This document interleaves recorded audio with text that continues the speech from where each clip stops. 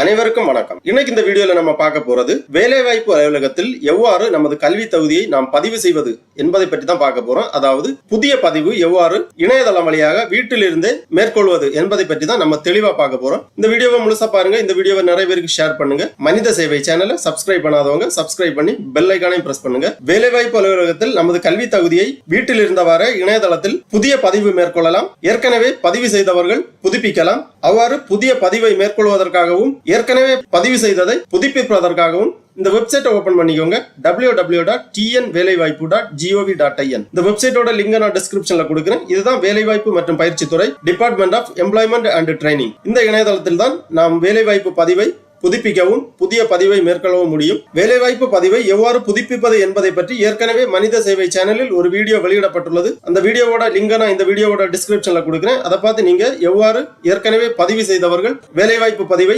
புதுப்பிப்பது, அதாவது ரினியூவல் செய்வது என்பதை பற்றி தெரிந்து கொள்ளலாம். நம்ம இந்த வீடியோல பார்க்க போறது எவ்வாறு புதிய பதிவை மேற்கொள்வது என்பதை பற்றி. அதற்காக இந்த வெப்சைட்லயே நியூ யூசர் கிளிக் ஹியர் அப்படிங்கிற ஒரு ஆப்ஷன் இருக்கு. இதுல நீங்க கிளிக் பண்ணீங்கன்னா இந்த மாதிரி டெர்ம்ஸ் அண்ட் கண்டிஷன் வரும். Welcome to the department of employment and training job portal for the kind attention of the registrant அந்த மாதிரி கொடுக்கப்பட்டுள்ளது. அதாவது புதிதாக பதிவு செய்பவர்களுக்கு கொஞ்சம் இம்பார்ட்டன்ட் நோட்ஸ் கொடுத்திருக்காங்க. ஆங்கிலத்திலும் கொடுக்கப்பட்டுள்ளது, தமிழிலும் கொடுக்கப்பட்டுள்ளது. வேலைவாய்ப்பு மற்றும் பயிற்சி துறை இணையம் தங்களை வரவேற்கிறது. பதிவர்களின் கனிவான கவனத்திற்கு இவ்விணையதளத்தில் பதிவு செய்யும் விண்ணப்பதாரர்கள் தங்களது தனிப்பட்ட விவரங்கள் மற்றும் கல்வி தகுதி விவரங்களை சரியாகவும் முழுமையாகவும் உள்ளீடு செய்ய தெரிவிக்கப்படுகிறார்கள். துல்லியமாக விவரங்களை அளிப்பது மிக முக்கியமானதாகும். தவறான மற்றும் சரியற்ற விவரங்களை அளிப்பது விண்ணப்பதாரர்களின் பதிவு ரத்தாக வழிவகுக்கும். எந்த ஒரு விவரமும் பொய்யானதாக அறியப்பட்டால் பதிவுதாரரின் பதிவு எவ்வித முன்னறிவிப்புமின்றி ரத்து செய்யப்படும். பதிவர்கள் சான்றிதழின் உண்மைத்தன்மையை அறிவது வேலை அளிப்போரின் முழு பொறுப்பாகும். பதிவர்கள் தவறான விவரங்களை அளித்திருப்பது தெரிய வந்தால் அவர்களின் பணி நியமனம்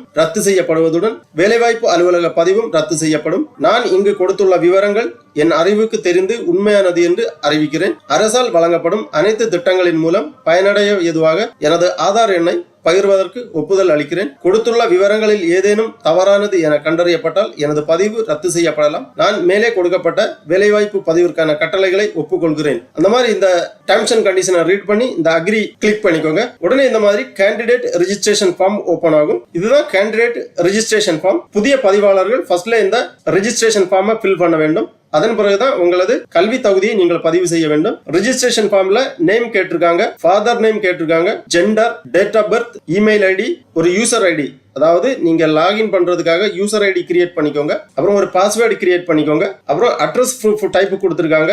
Aadhaar number, defence ID card, driving licence, PAN card, passport, ration card, இந்த மாதிரி ஐடி ப்ரூஃப் கொடுத்திருக்காங்க. உங்க கையில எந்த ஐடி இருக்கோ அதை செலக்ட் பண்ணிக்கோங்க. அப்புறம் ரெஃபரன்ஸ் நம்பர் கொடுத்திருக்காங்க. அப்புறம் நீங்க என்டர் பண்ணிருக்கக்கூடிய, அதாவது கிரியேட் பண்ணிருக்கக்கூடிய பாஸ்வேர்டு, கன்ஃபார்ம் பாஸ்வேர்டு ரீஎன்டர் பண்ணி கன்ஃபார்ம் பண்ணிக்கோங்க. ஃபேவரைட் கலர், ஒரு செக்யூரிட்டி ஆன்சர் கேக்குறாங்க. ஃபேவரைட் கலர், உங்க ஃபேவரைட் கலரை செலக்ட் பண்ணிக்கோங்க. அப்புறம் ஆதார் கார்டு நம்பரை இங்க என்டர் பண்ணிக்கோங்க. அப்புறம் இந்த செக்யூரிட்டி கோட் இமேஜ் இங்க என்டர் பண்ணி உங்க மொபைல் நம்பரை என்டர் பண்ணிக்கோங்க. எல்லாமே கிளியரா என்டர் பண்ணி இந்த ரெஜிஸ்ட்ரேஷன் ஃபார்மை சேவ் பண்ணிக்கோங்க.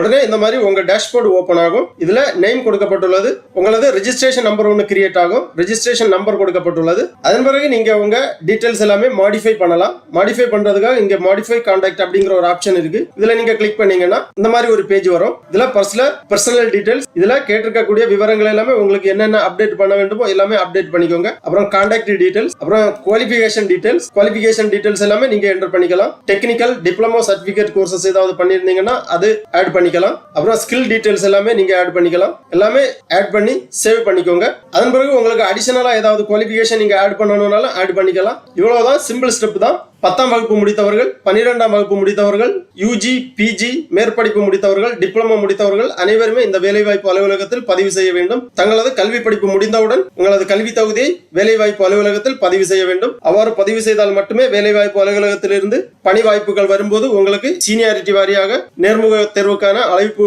வெளியிடப்படும். ஒருமுறை நீங்கள் பதிவு செய்தீர்கள் என்றால் அதன் பிறகு 3 ஆண்டுகளுக்கு ஒரு முறை புதுப்பிக்க வேண்டும். புதுப்பிப்பதற்காக திருப்பி இந்த பேஜில் நீங்க வந்து லாகின் பண்ணிக்கலாம். நீங்க ஆல்ரெடி கிரியேட் பண்ணியிருக்கக்கூடிய யூசர் ஐடி, அதாவது உங்க ரிஜிஸ்ட்ரேஷன் நம்பர், நீங்க கிரியேட் பண்ணியிருக்கக்கூடிய பாஸ்வேர்டு இரண்டுமே என்டர் பண்ணி நீங்க லாகின் பண்ணீங்கன்னா உங்க டேஷ்போர்டு ஓபன் ஆகும். அதுல உங்க பர்சனல் டீடைல்ஸ் எல்லாமே நீங்க தேவைப்பட்டுச்சுன்னா சேஞ்ச் பண்ணிக்கலாம், அடிஷனல் குவாலிஃபிகேஷன் ஆட் பண்ணிக்கலாம்.